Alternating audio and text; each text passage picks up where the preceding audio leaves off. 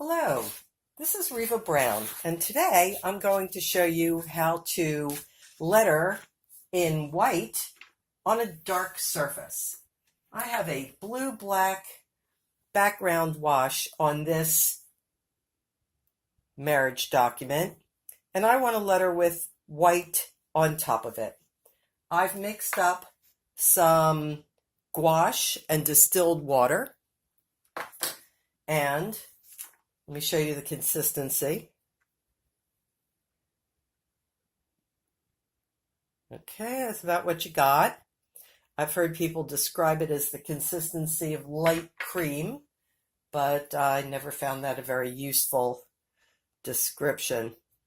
The tiniest bit of additional water can make the difference between too thick and flowing just great. Now, I use a soapstone pencil to draw my lines as lightly as I can, so you can barely see it if I do it real lightly.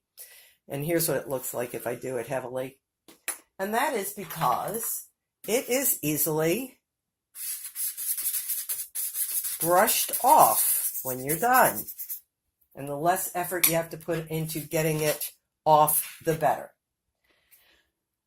To begin the lettering, you load your brush, you fill the pen one side, then the other, replace your brush, then you wipe the top and the bottom of the pen, make sure it's nice and clean, and then you test the ink flow.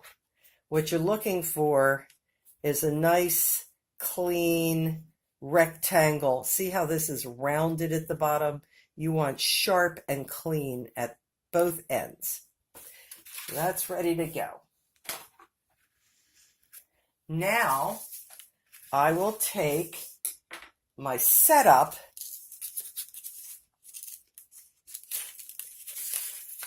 which is the entire text that's been pre-lettered, and I'm going to match the center of this. Now I use a centering rule,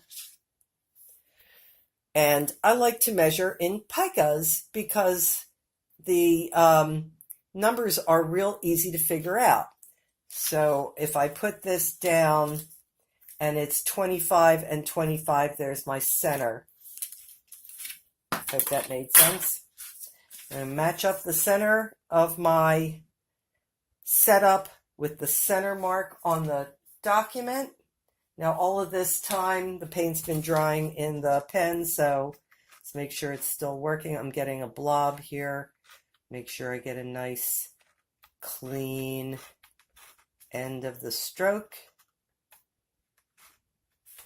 Oh, it's not cooperating. There we go.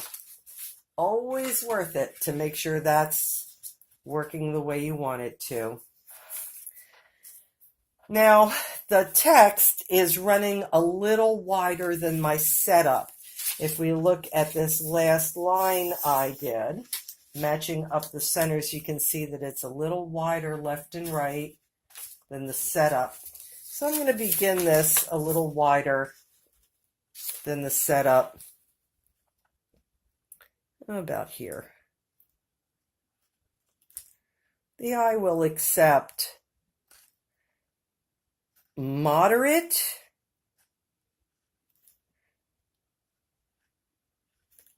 changes in how perfectly centered it is, but don't push it.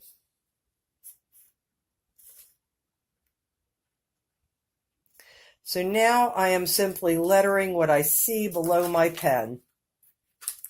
A W, an H, an H, an E, an E, an R, an R. Here we go. E, I, and an N. Now I'm going to move this down so it matches up on top. So what matches up is where I'm lettering and the pre-lettered text on the setup. Now you get about 12 to 15 letters out of each time you fill the pen. No, let me rephrase that. In this project, I'm getting about 10 to 12 letters for each time I fill the pen. Each project is different. The surface of the paper might be more absorbent.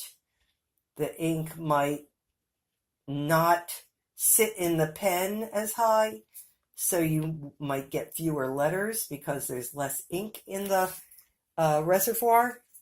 All right, now see, I'm right at the center and I'm matched up.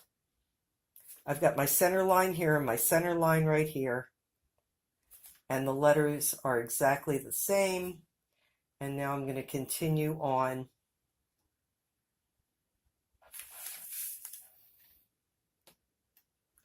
And you get used to copying the text off of the setup. Even though I'm concentrating on lettering correctly in the space provided, I can still see what the text is directly below my pen.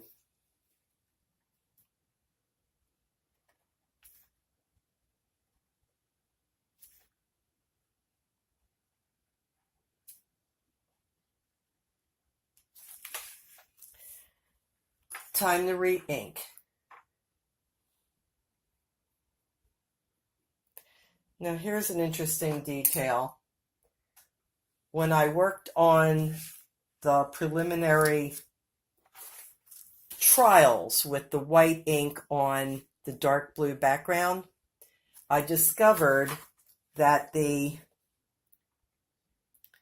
gouache mixed with the background color too much.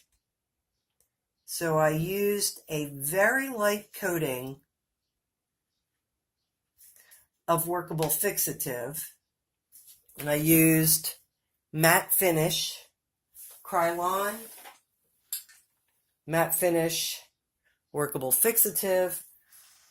I try not to use that if I don't have to, but if I have to, it's a good solution. And then when I go to letter,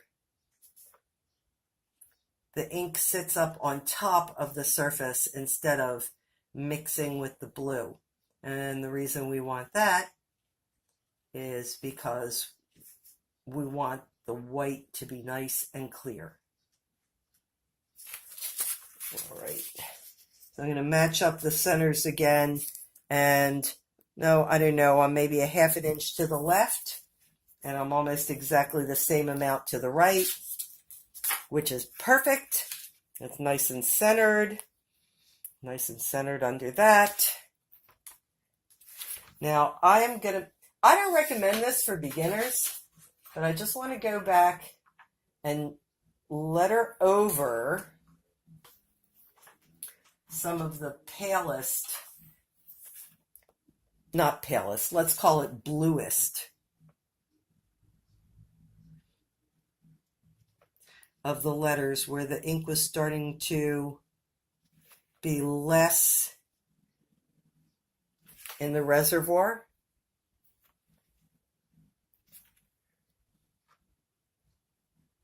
Unless you're really skilled, this is almost always a poor choice.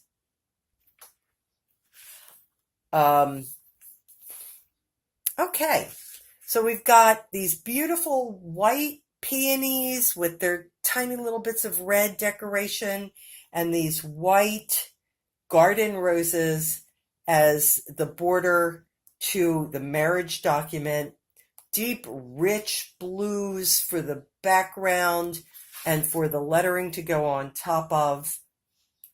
And so far, this is looking just great. Thank you for watching. You can watch this and other videos by going to my website, livingletters.biz, and clicking on the links, and that'll carry you to YouTube. Bye-bye now.